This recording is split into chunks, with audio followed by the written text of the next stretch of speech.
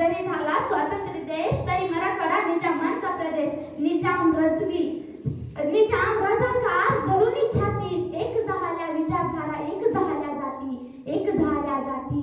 स्वातंत्र्य एक झाल्या जाती. हुतात्म्यांचे रक्त सांडले संघर्षाच्या पेटल्या वाटी, हुतात्म्यांचे रक्त सांडले संघर्षाच्या पेटल्या वाटी. तेव्हा झाली मुक्त माझी मराठवाड्याची माती, तेव्हा झाली मुक्त माझी मराठवाड्याची माती. मित्रांनो, 15 ऑगस्ट रोजी भारताला स्वातंत्र्य मिळाले, परंतु तुमच्या आमच्या मराठवाड्याला नाही. मराठवाडा तेव्हाही गुलामगिरीतच होता. मित्रांनो, भारतात 365 संस्थानांपैकी अजूनही 3 संस्थाने ही गुलामगिरीत होती. एक जुनागड संस्थान, काश्मीर संस्थान आणि हैदराबाद संस्थान. मराठवाडा हा हैदराबाद संस्थानामध्ये येत होता आणि मराठवाडा ही गुलामगिरीत होता. मराठवाडा ही गुलामगिरीत होता.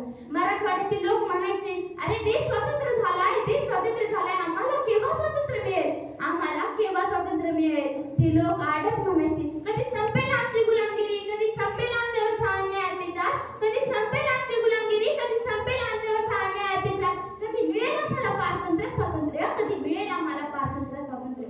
मित्रांनो, ती जनता म्हणायची, समोर होता एकच तारा आणि पायदळी अंगारा, समोर होता एकच तारा आणि पायदळी अंगारा. स्वप्न पडली उष्ण काळाची तरी, हाती मात्र अंधकार. देश सारा उजळला जरी मराठवाड्याची काजळी रात, देश सारा उजळला जरी मराठवाड्याची काजळी रात.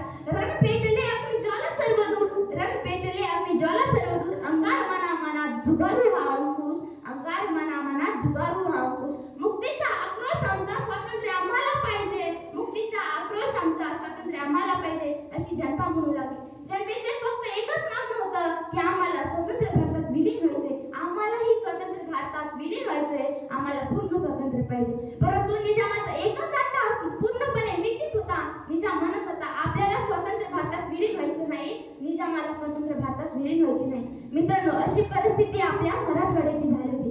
मित्रांनो, शेवटी हे कळालं, निजाम शरणागती पत्करत नाही. हे कळालं तेव्हाच्या गृहमंत्री सरदार वल्लभभाई पटेल यांना, आणि सरदार वल्लभभाई पटेल यांनी पोलीस कारवाई सुरू केली. पोलीस कारवाई सुरू करतानाही निजाम डगमगत नव्हता, निजाम शरणागती पत्करत नव्हता. सरदार वल्लभभाई पटेल यांनी पोलीस कारवाई 13 सप्टेंबर रोजी सुरू केली. 13 सप्टेंबर रोजी पहाटेच्या 4 वाजता सोलापूरहून काही फौजा हैदराबादकडे निघाल्या आणि हैदराबादकडे निघाल्या. 2 तासात नळदुर्ग आणि संध्याकाळपर्यंत परभणी ते विजयवाडा जिंकून घेण्यात आले.